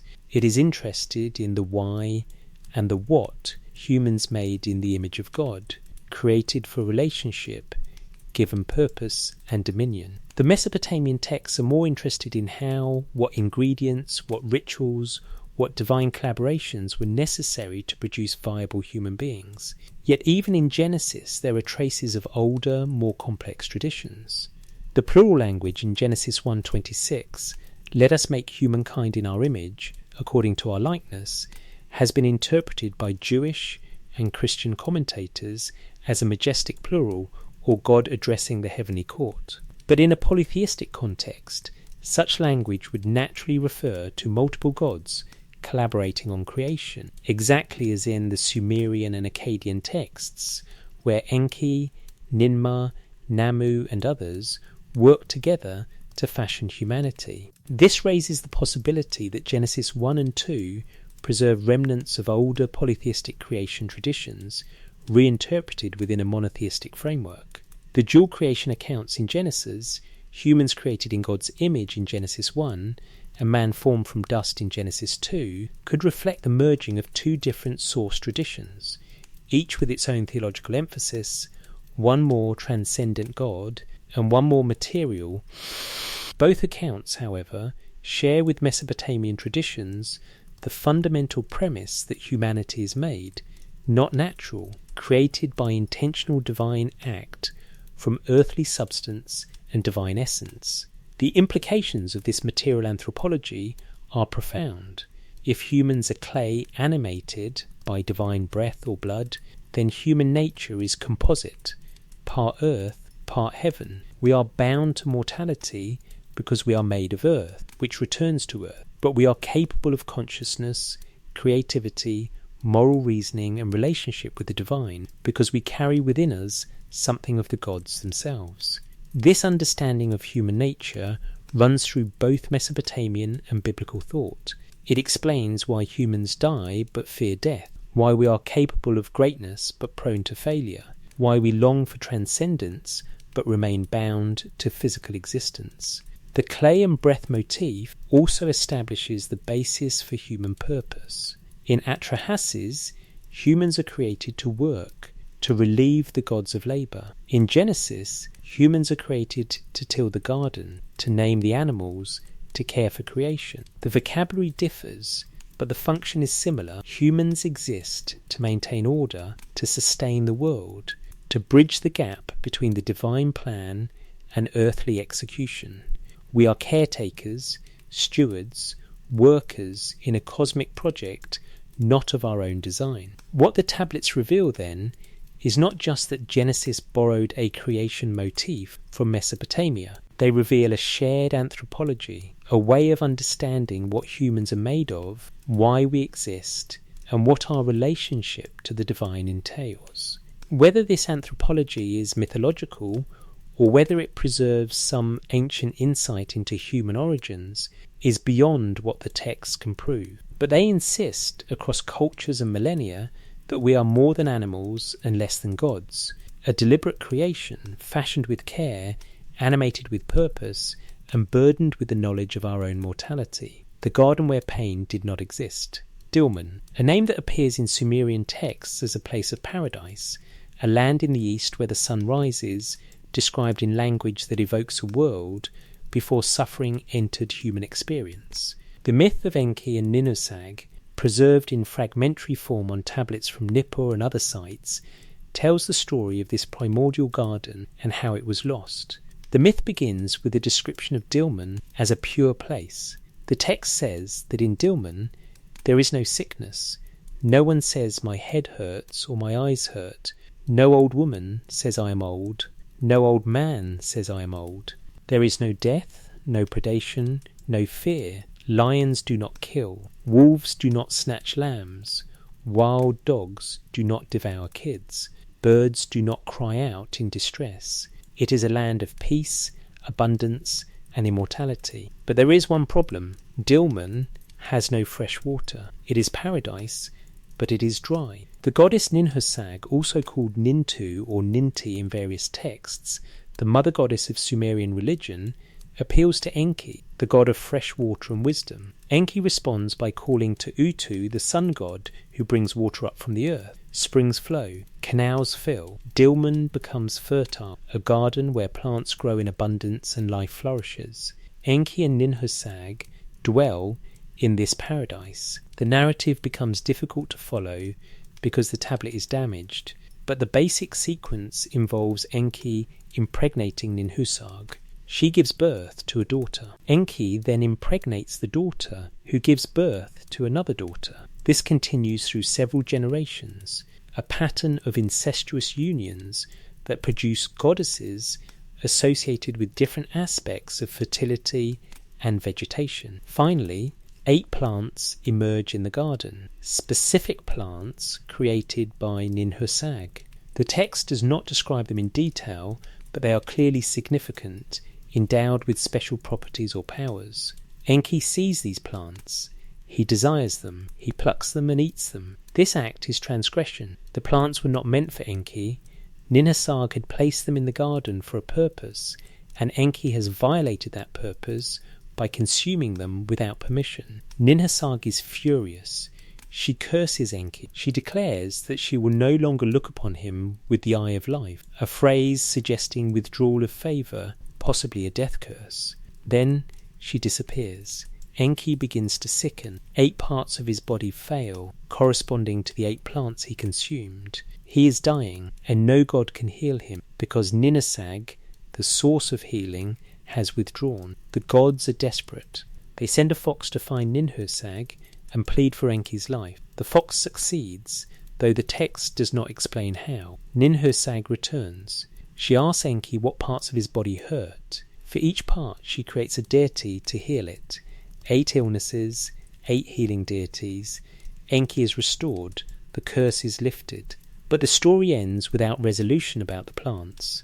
The garden is not restored to its original state. The transgression has consequences that persist.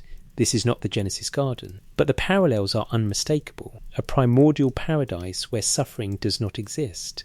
A special place prepared by deity associated with fertility and life. A figure who transgresses by consuming something forbidden. Divine anger and curse as response.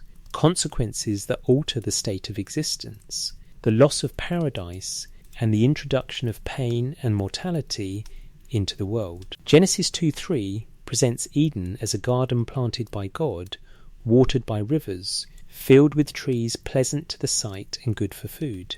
In the middle of the garden are 2 trees, the tree of life and the tree of the knowledge of good and evil. God commands Adam not to eat from the tree of knowledge, warning that death will follow disobedience. The serpent, described as crafty, persuades Eve to eat. She gives the fruit to Adam. They eat. Their eyes are opened. They realize they are naked. God discovers the transgression. He curses the serpent, curses Eve with pain in childbirth and subordination to her husband, curses Adam with toil and thorns, and curses the ground itself. Then he expels them from the garden, placing cherubim and a flaming sword to guard the way to the tree of life, lest they eat from it and live forever. The structure is similar to Enki and Ninhursag: paradise, forbidden consumption, curse, expulsion or loss.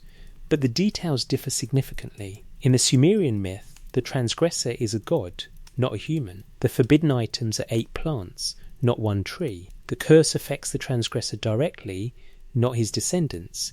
There is no serpent, no tempter. And the resolution involves healing rather than permanent exile. Yet both myths share the motif of forbidden food, connected to divine knowledge or prerogative. Enki eats the plants and becomes sick, suggesting the plants were beyond his capacity to digest or assimilate, that they contained power meant for others. In Genesis, the tree is explicitly called the tree of knowledge of good and evil, and eating it grants Adam and Eve knowledge previously reserved for God. Genesis 3:22 makes this explicit. Then the Lord God said, "See, the man has become like one of us, knowing good and evil, and now he might reach out his hand and take also from the tree of life, and eat and live forever." The fear is not that humans gained knowledge, but that they might combine knowledge with immortality, becoming fully godlike. This theme, humans acquiring divine attributes through illicit means, appears in another Mesopotamian text called the myth of Adapa. Adapa is described as the first human, created by Ea and endowed with extraordinary wisdom but not immortality. One day Adapa is fishing in the Persian Gulf when the south wind capsizes his boat. Enraged, Adapa breaks the wing of the south wind, preventing it from blowing for 7 days.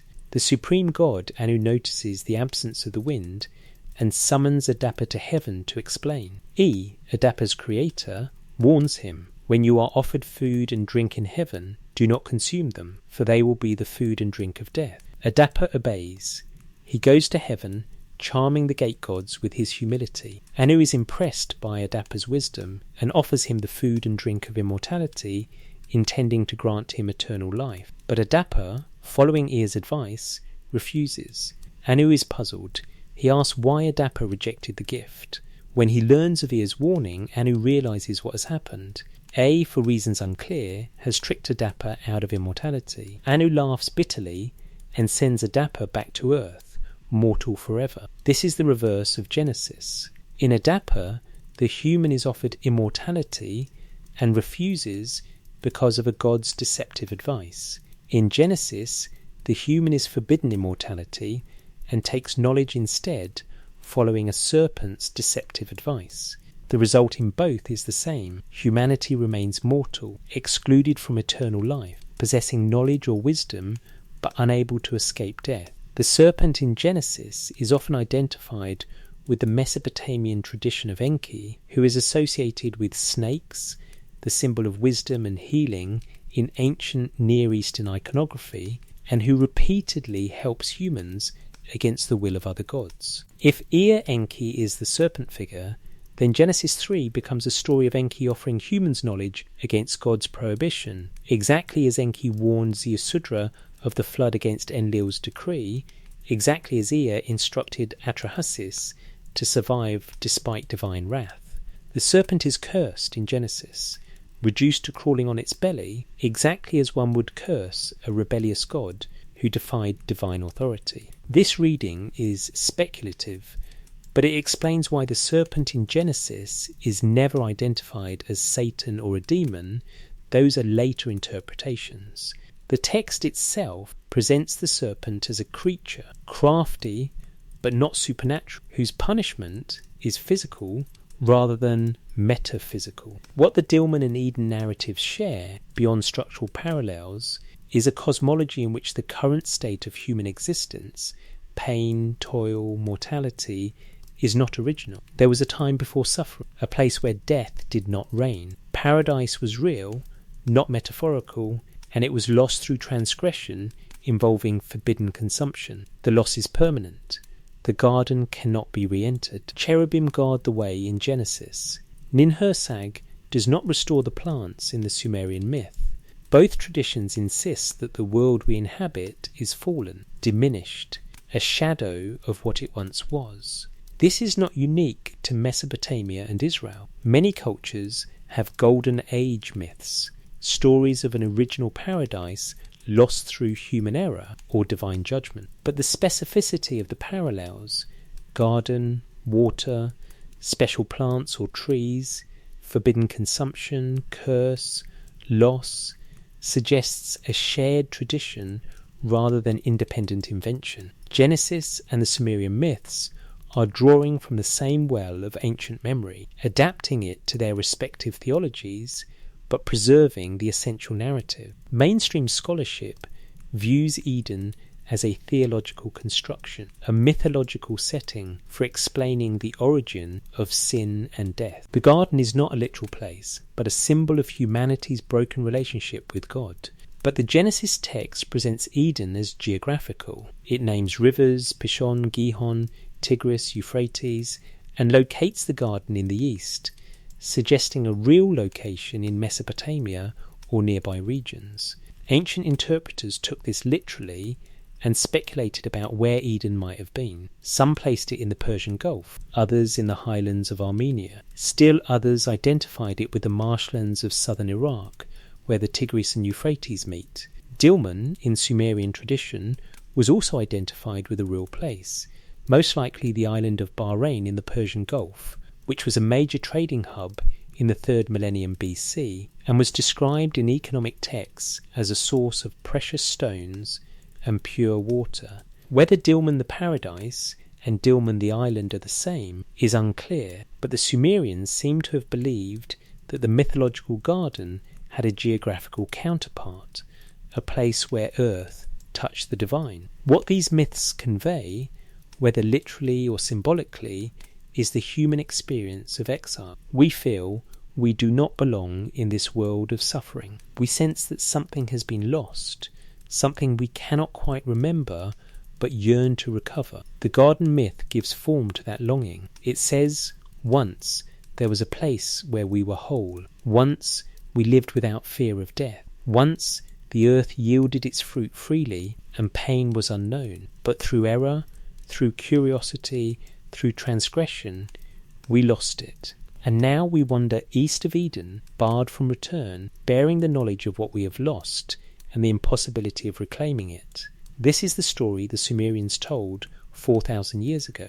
And it is the story that Genesis tells in different words, with different theological inflections, but with the same aching recognition that the world is broken and once it was not. Sons of the gods, daughters of men. Genesis 6001:4 is one of the strangest passages in the Hebrew Bible. It appears abruptly, with no clear connection to the narrative that precedes or follows it, describing events that are never explained or referenced again. When people began to multiply on the face of the ground, and daughters were born to them, the sons of God saw that they were fair, and they took wives for themselves of all that they chose. Then the Lord said, My spirit shall not abide in mortals forever, for they are flesh, their days shall be 120 years. The Nephilim were on the earth in those days, and also afterward, when the sons of God went into the daughters of humans, who bore children to them. These were the heroes that were of old, warriors of renown. 4 verses, packed with enigmatic terminology. The sons of God is a phrase used elsewhere in the Hebrew Bible to refer to divine beings, members of the heavenly council. The daughters of humans are clearly mortal women. The result of their union is the Nephilim, a term whose etymology is uncertain, but which suggests fallen ones or those who cause others to fall. These Nephilim are described as heroes and warriors of renown, figures of extraordinary power and fame who existed in those days, the antediluvian period. Then the passage ends, and Genesis 6:5 begins the flood narrative without further explanation. The impression is that the sons of God taking human wives somehow contributed to the wickedness that provoked the flood, but the connection is never made explicit. Jewish and Christian interpreters have struggled with this passage for millennia. Early Jewish texts, like the Book of Enoch, elaborate the story into a full-blown myth of fallen angels. Early Christian interpreters debated whether the sons of God were angels or the descendants of Seth. Later rabbinic interpretation suggested they were human judges or rulers. Modern scholars generally agree the phrase originally referred to divine beings, but acknowledge the theological discomfort that interpretation creates. What does this have to do with Sumer? The Sumerians had a category of gods called the Anunnaki. The term appears frequently in Sumerian and Akkadian texts, referring to a group of deities associated with the earth, the underworld, and human affairs. The etymology is debated, but the term is often translated as those of princely seed or offspring of Anu, Anu being the sky god, the supreme authority in the Sumerian pantheon. The Anunnaki are not demons or evil spirits. They are gods, lesser than the great gods like Enlil, Enki, and Inanna, but still divine, possessing power over human destinies. In the Atrahasis Epic, the Anunnaki are the great gods who sit in council when Enlil decrees the flood. In the Epic of Gilgamesh, the Anunnaki are described as holding torches during the flood, illuminating the destruction. In various Sumerian myths, the Anunnaki descend to earth, interact with humans, establish cities, and sometimes take human partners. They are not distant, transcendent beings. They walk among humans, involving themselves in earthly affairs, blurring the boundary between divine and mortal realms. One text, difficult to date and fragmentary, describes how certain Anunnaki gods were assigned to earth, while others remained in heaven. The earth-assigned gods built cities, instructed humans in crafts and governance, and lived among the human population. This is not presented as rebellion or sin. It is the normal order of things in Sumerian cosmology. Gods and humans coexist, and while there is hierarchy, there is also proximity. The gods need humans for labour and offerings. Humans need gods for guidance and blessing. But there are hints in Sumerian and Akkadian literature that this proximity sometimes became problematic. The Sumerian king list mentions several kings described as semi-divine, born of human mothers and divine fathers. The legendary king Gilgamesh, hero of the most famous Mesopotamian epic, is said to be 2/3 god and 1/3 human. His mother was the goddess Ninsun, his father a mortal king. This hybrid nature grants Gilgamesh extraordinary strength and beauty, but also leaves him subject to mortality, which drives his quest for eternal life. Other royal inscriptions describe kings as sons of gods or beloved of goddesses, language that could be purely honorific, but which, in some contexts, implies actual divine parentage. Temples in Sumerian cities included rituals of sacred marriage, where kings symbolically united with goddesses, represented by priestesses, in ceremonies meant to ensure fertility and prosperity. Whether these rituals were understood literally or symbolically is unclear, but they reflect a worldview in which the divine and human realms could interpenetrate. The Genesis passage about the sons of God and the daughters of humans fits this ancient Near Eastern pattern. Divine beings descend, they take human women. The offspring are extraordinary, heroes, warriors, figures who exceed normal human limitations. This is not innovation by the biblical authors. It is an ancient motif, widespread in Mesopotamian tradition, preserved in Genesis in compressed, almost cryptic form. The passage's placement is also significant. It appears immediately before the flood narrative, suggesting a causal connection. Divine-human intermingling produces the Nephilim, and shortly thereafter, God sees that humanity is wicked and decides to send the flood. The implication, never stated explicitly, is that the mixing of divine and human bloodlines contributed to the corruption that required total reset. This theme appears in the Book of Enoch, a Second Temple Jewish text that elaborates the Genesis passage into a detailed myth of fallen watchers who descend, teach humans forbidden knowledge, and produce hybrid offspring called the Nephilim, whose violence and corruption necessitate the flood. The Book of Enoch is not canonical in most Christian or Jewish traditions, but it was widely read in antiquity and preserves traditions that may predate the final composition of Genesis. In Enoch, the Watchers descend on Mount Hermon, swear an oath of mutual pact, and take human wives. Their offspring grow into giants who consume all human resources and then begin devouring humans themselves. The corruption becomes so extreme that the archangels petition God, who decides to imprison the Watchers and send the flood to cleanse the earth. The Watchers are judged not just for taking wives, but for revealing divine secrets, teaching humans metallurgy, cosmetics, astrology, and other knowledge meant only for heaven. This theme, divine beings giving humans forbidden knowledge, echoes the serpent in Eden and Ea's warning to Ziusudra. Across these traditions, humans gain knowledge or power they were not meant to have, and the result is judgment and catastrophe. The Sumerian term Anunnaki does not appear in the Bible. The Hebrew text uses different terminology, but the concept is the same: a class of divine beings who interact with Earth, who are neither fully transcendent nor fully immersed in human affairs, who occupy a liminal space between heaven and earth. Genesis 6001:4 preserves a fragment of this ancient cosmology, a glimpse of a worldview in which gods, or runs of God, walked among humans and produced hybrid offspring whose existence threatened cosmic order. Mainstream biblical scholarship interprets the passage as a polemic against Mesopotamian and Canaanite mythology. By presenting the sons of God as disobedient and their offspring as contributing to wickedness, Genesis may be arguing against the glorification of divine-human hybrids found in other cultures.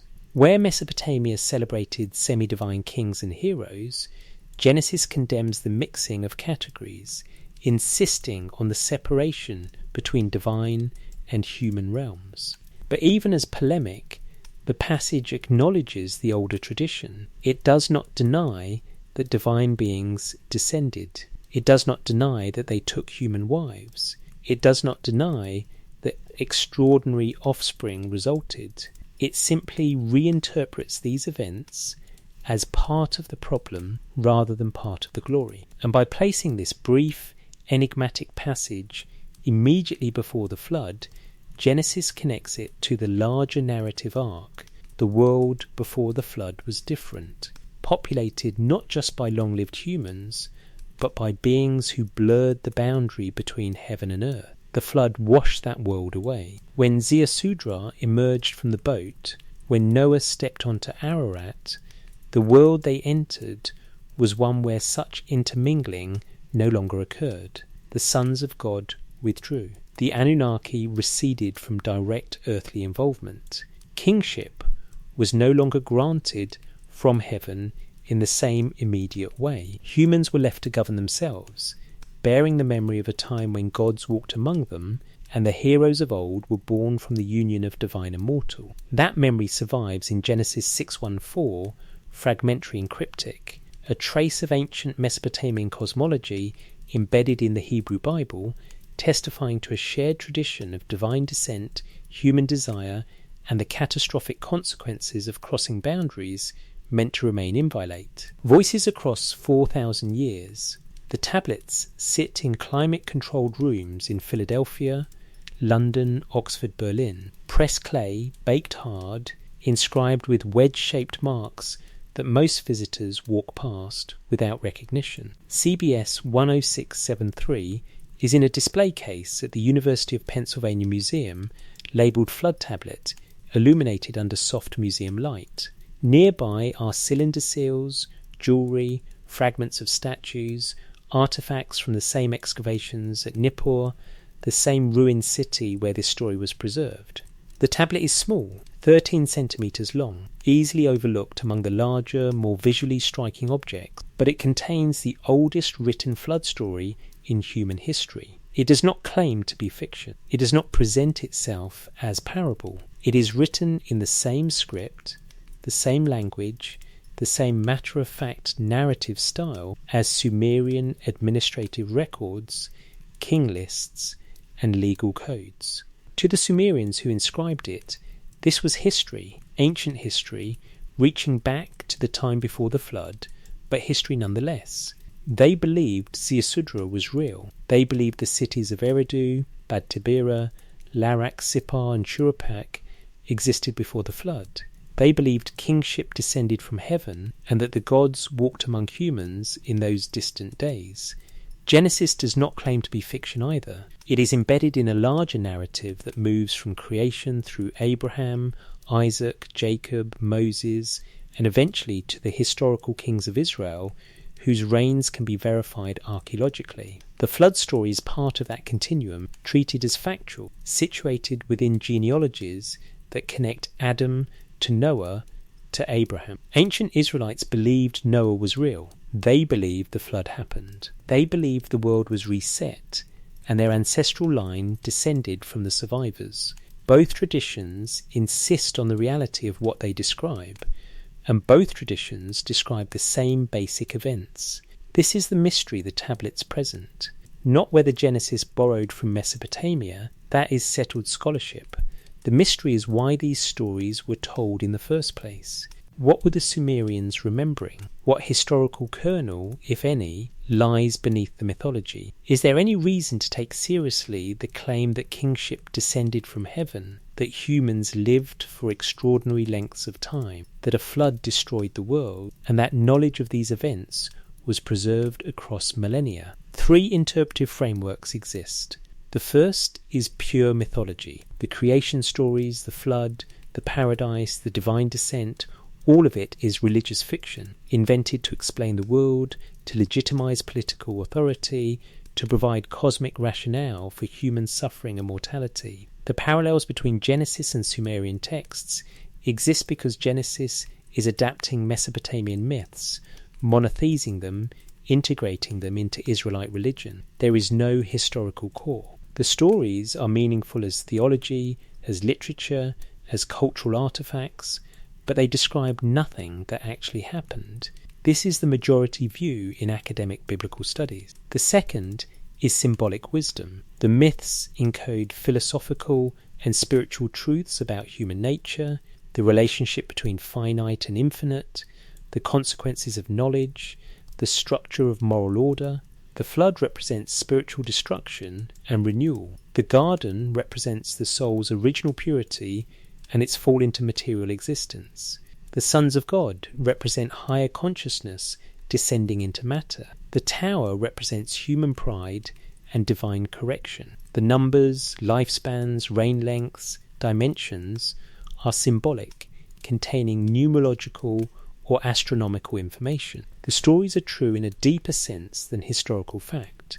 They are maps of metaphysical reality. The third is historical memory. The stories preserve, in distorted and mythologized form, actual events from deep human prehistory. There was a catastrophic flood, not global, but devastating enough in the Mesopotamian context to wipe out cities and become the defining event of cultural memory. There were kings or leaders in antediluvian times whose reigns or lifespans were recorded using different chronological systems, leading to the seemingly impossible numbers. There was an era when human civilization was just beginning, when knowledge was transmitted by a previous culture now lost, leading to myths of gods teaching humans. The Sumerian king list, the Genesis genealogies, the flood accounts, all of them contain fragmented historical data corrupted by oral transmission over thousands of years, but not entirely invented. Each framework has its advocates. None can be definitively proven from the texts alone. What can be said is this: the texts exist.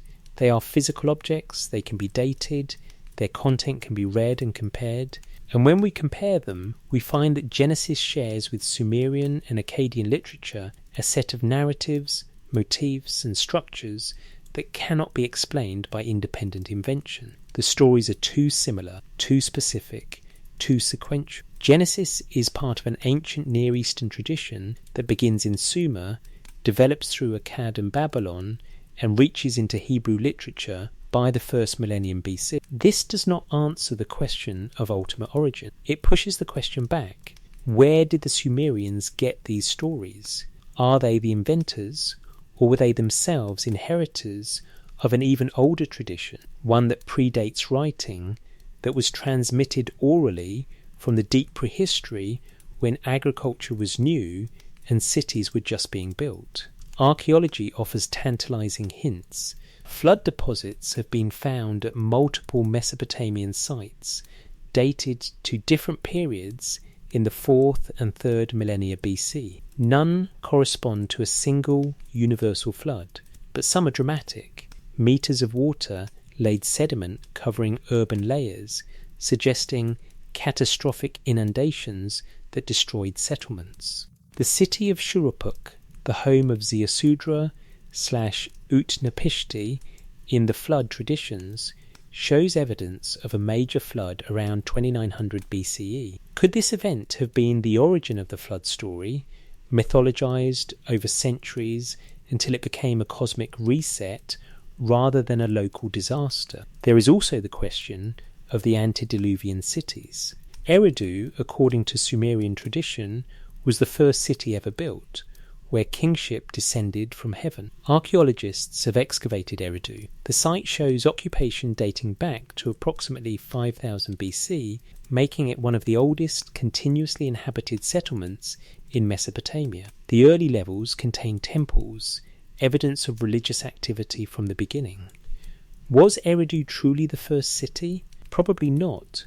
There are earlier settlements in the Near East, but it is ancient, and it was remembered as ancient even by the Sumerians, who revered it as the origin point of civilization. The persistence of these traditions across millennia suggests they mattered deeply to the cultures that preserved them. They were not frivolous entertainment. They were foundation narratives, explanations for why the world is as it is, why humans suffer and die, why civilization must be constantly rebuilt against chaos and catastrophe. They located human existence within a cosmic drama involving divine powers, moral consequences, and the fragile continuity of knowledge and culture. When George Smith read the Gilgamesh flood tablet in 1872, he was not discovering a forgotten myth. He was recovering a voice, the voice of a civilization that had been silent for 2,000 years, but which had once spoken the same stories that became Genesis, only earlier, in a different language, with different gods. The shock was not that Mesopotamia had flood stories. The shock was that they were the same story, preserved with such fidelity that the parallels were undeniable. This raises a final question. If Genesis and the Sumerian texts share a common tradition, does that make Genesis less authoritative, less inspired, less true? That depends on what truth means. If truth is historical accuracy in the modern sense, verifiable facts, empirical evidence, documentary precision, then Genesis is problematic. It contains elements that cannot be harmonized with geology, biology, or archaeology. A global flood covering all mountains is physically impossible. Lifespans of 900 years are biologically implausible. A garden guarded by cherubim with flaming swords is mythological imagery. But if truth is theological, revealing something essential about human nature, divine character, moral reality, then Genesis can be true even if it adapts older myths. The biblical authors took Mesopotamian traditions and transformed them, infusing them with monotheistic theology, covenant theology, and ethical imperative. The result is not a scientific report, it is a religious text, claiming that one God created the world, that humans are made in God's image,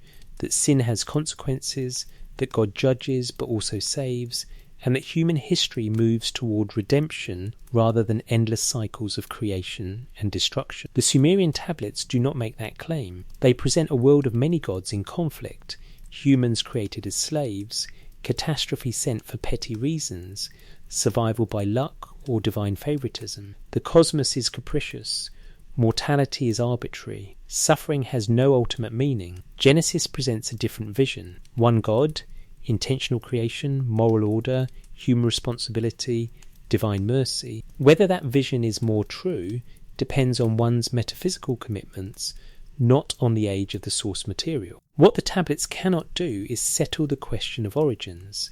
They testify that the stories are ancient, far older than the Bible. They testify that the ancient Near East shared a common mythological vocabulary. They testify that humans have always asked where we came from, why we suffer, and whether the gods care. And they testify, in pressed clay that has survived empires and millennia, that these questions mattered enough to be written down, copied, preserved, and transmitted across 4,000 years. That is the voice the tablets speak. Not answers, questions. The same questions we still ask. The flood tablet sits in its case in Philadelphia. The Well-Blundell prism stands in Oxford.